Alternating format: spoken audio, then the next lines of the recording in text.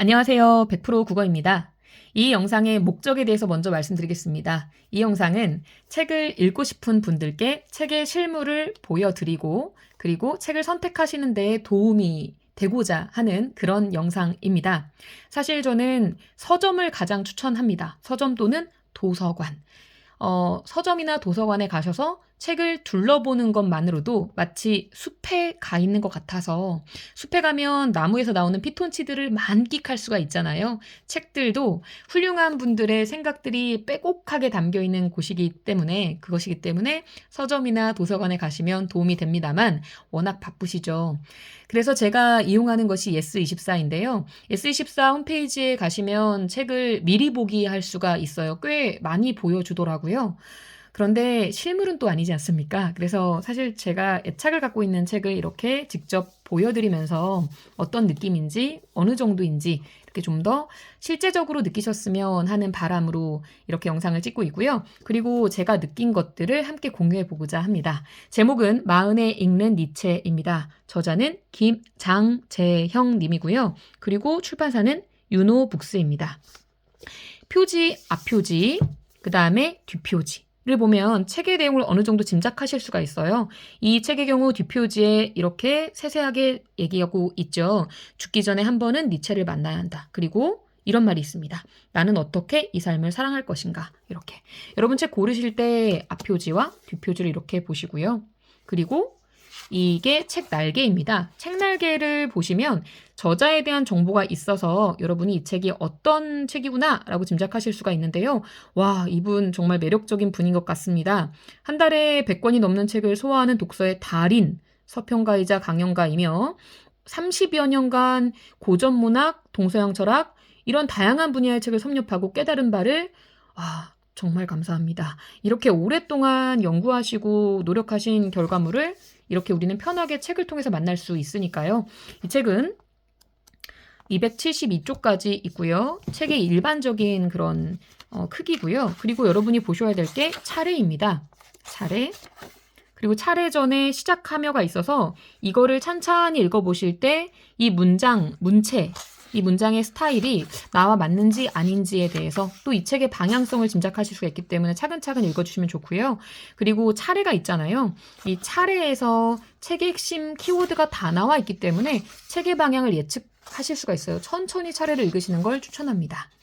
그럼 저는 이렇게 책을 좀 보여드렸고요. 지금부터는 여러분께 제가 이 책을 읽으면서 적은 것들을 공유해 보고자 합니다. 이렇게 반으로 접어서 책갈피처럼 끼워놓고 쓰기도 하면서 이렇게 읽은 과정인데요. 저는 한쪽에만 딱 정리하는 걸 목표로 합니다.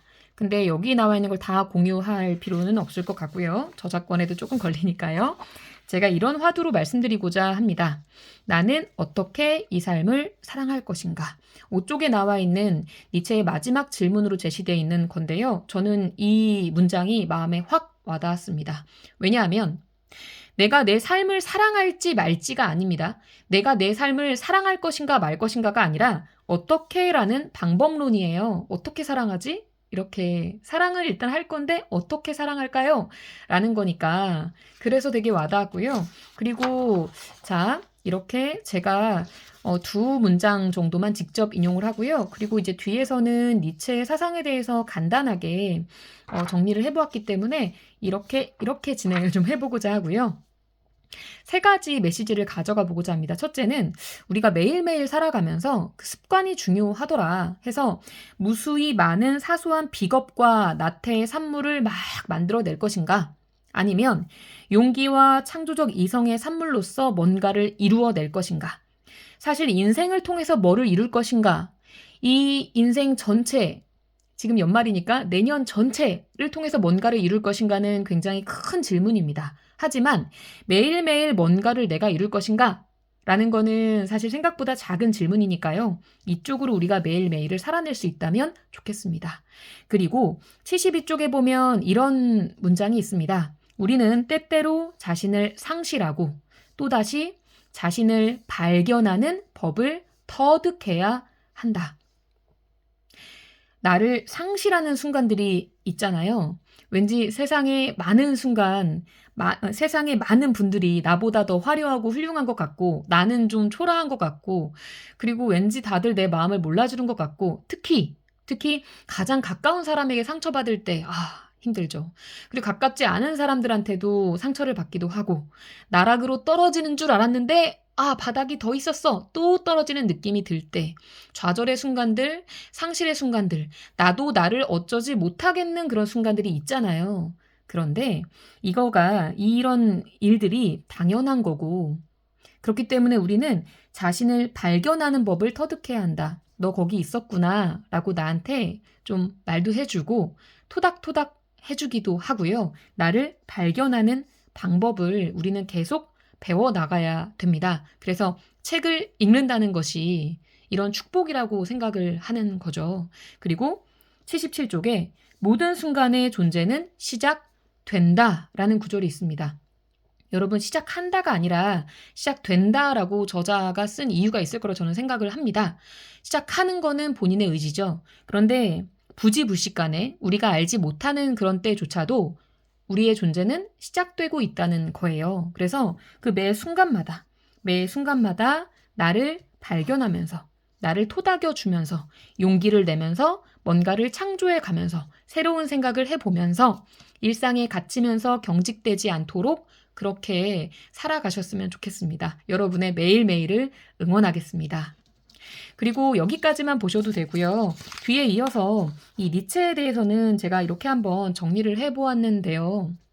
사실 니체 하면 초인, 힘의 의지, 영혼회귀 세 가지 키워드로 말을 합니다. 여기서 초인이란 초월한다 라는 뜻이라서 인이 사람인이니까요. 나를 초월하고 극복하는 걸 말하는데요. 유명 가수의 노래 가사이기도 하죠. 위버맨시. 네. 위버가 독일어로 넘어란 뜻이고 맨시가 사람이라는 뜻이라고 합니다. 그래서 사람, 이런 뜻인데요. 저자는 이걸 영어로 오버맨 또는 슈퍼맨 이렇게도 얘기할 수 있지만 개념은 좀 다르다고 분명하게 설명해주고 있어요. 그래서 자기 자신을 초월하는 존재, 이겨내는 존재. 그래서 사람은 자기 자신을 이겨내야 되는 존재인 것인데 힘이 있어야겠죠. 힘, 파워, 그리고 의지 해서 그 힘에 대한 의지 이렇게 이해하시면 좋을 것 같고요. 영혼회귀는 좀 저한테는 좀 어려웠습니다. 이 지금 살고 있는 인생이 똑같이 반복된다면 그래도 불교에서는 전생이 있고 현생이 있고 내세가 있는데 똑같이 반복된다고? 맙소사. 하지만 그럼에도 불구하고 예스라고 말할 수 있는 그러려면 나의 삶을 사랑해야겠죠. 그래서 예스라고 말할 수 있는 사랑. 그 순간순간에 대한 이 삶의 사랑, 지금 여기를 사는 초인으로서 위버맨시로서의 우리가 되었으면 좋겠습니다. 그래서 그 매일 삶에서 사랑하고 감사하는 걸 아모르 파티라고도 하더라고요. 아모르 파티라는 거는 이 책에도 나왔고 다른 책에서도 많이 언급되고 사실 노래 제목이기도 하죠. 그리고 세계에 대해서 플라톤은 두 가지로 나눠서 이상세계와 현실 나눠서 이상세계가 더 중요하고 이상세계를 모방한 게 현실이기 때문에 급이 낮은 그런 대상으로 보고 있는 반면에 아리스토텔레스는 현실이 중요하다라고 말합니다. 이게 맞든 이 사람 맞든 또는 니힐리즘 이건 모든 가치를 파괴하는 거라고 해요. 모든 가치에 대한 부정. 그런데 이 세 가지 입장을 제가 말씀드리는 이유는 계속해서 화두가 되고 있는 것 이 세계란 무엇인가.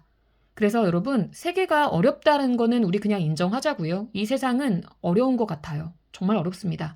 그러니 이 세계를 나로 살아가는 것이 얼마나 힘든 일일까요? 하지만 우리가 우리 자신을 초월하고 극복할 수 있다는 믿음을 갖고 의지를 갖고 힘을 갖고 그럼에도 불구하고 예스라고 말하면서 나아가면 좋을 것 같다라고 생각을 합니다.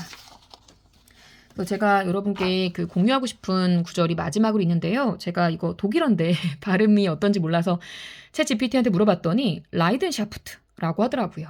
열정을 독일어로 라이든샤프트라고 합니다. 라이드는 고통과 괴로움이라고 하고 샤프트는 상태와 특성을 가리키는 전미사라고 하는데 전미사는 원래 의미가 별로 없거든요. 그러니까 핵심은 고통과 괴로움입니다. 그래서 혹시 지금 많이 괴롭고 고통스러우시다면 반대로 그것이 열정의 씨앗이 될 수 있다는 것을 여러분이 인정해 주셨으면 좋겠어요. 여러분 응원하겠습니다. 네, 여기까지이고요. 함께해 주셔서 감사합니다. 첫 번째 시리즈였고요. 앞으로 이런 식으로 책을 소개해드리고 싶습니다. 네, 감사합니다.